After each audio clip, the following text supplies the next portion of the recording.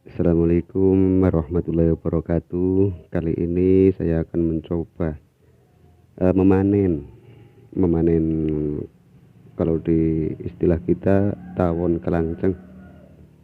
Kalau yang di Malaysia mengatakan ini istilahnya kelulut. Kalau di daerah Bali ini dikatakan kele-kele. Kita coba ya. Kita ketuk dulu. Tuh masih aktif, masih ada yang keluar masuk. Tandanya masih aktif. Kalau untuk budidaya kelulut itu sendiri ada beberapa yang perlu diperhatikan. Ini yang pokok ya.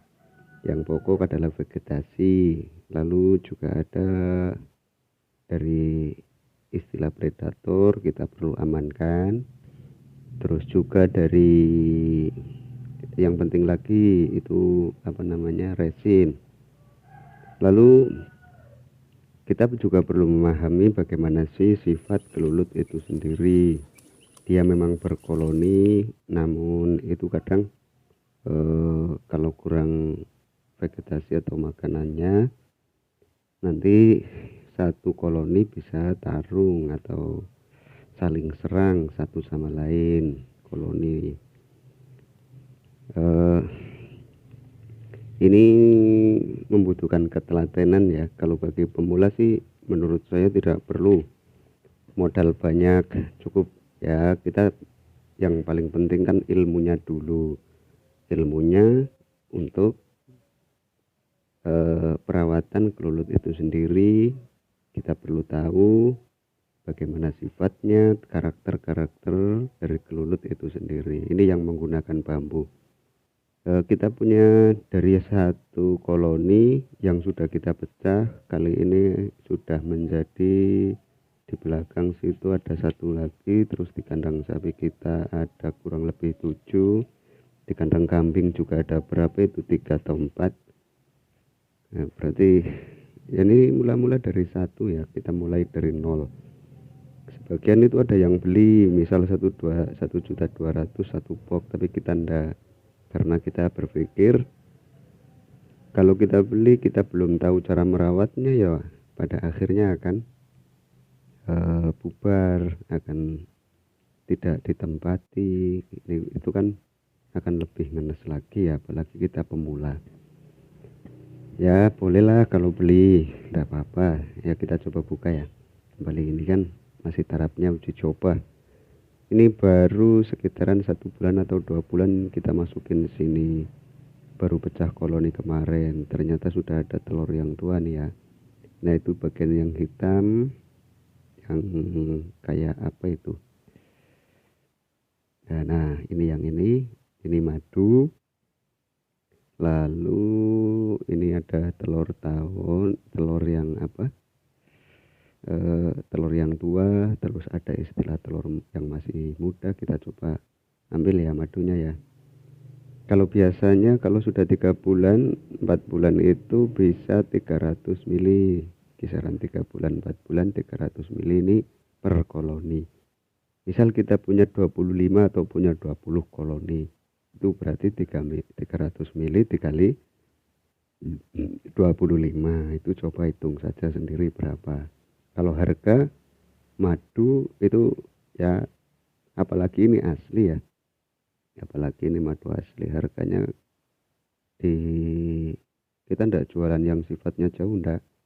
Untuk meladeni sekitar saja kita masih kehabisan. Seringkali ada orang bertanya madu harganya. Kalau yang satu botol kerat bintang itu biasanya dibanderol harga 80, itu belum lagi kalau misal di asma lah.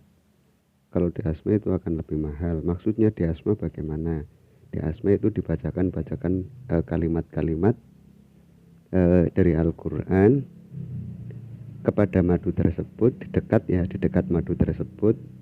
Lalu madu tersebut akan menghasilkan molekul sesuai apa yang dibacakan terhadap kalimat tersebut.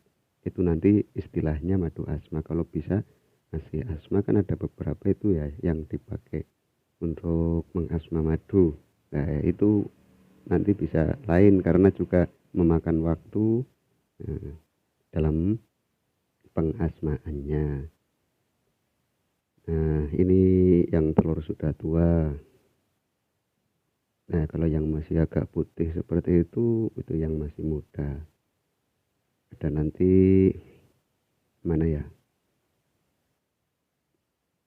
Ada istilah telur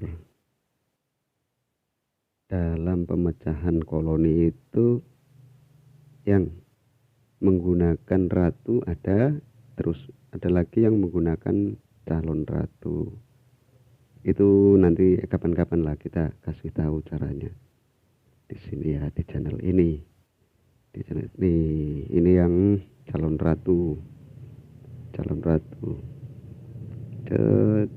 Masih kurang deket ya, kita repot ini pakai tangan satu nih, pakai ditaruh di leher pakai jepitan ini ya.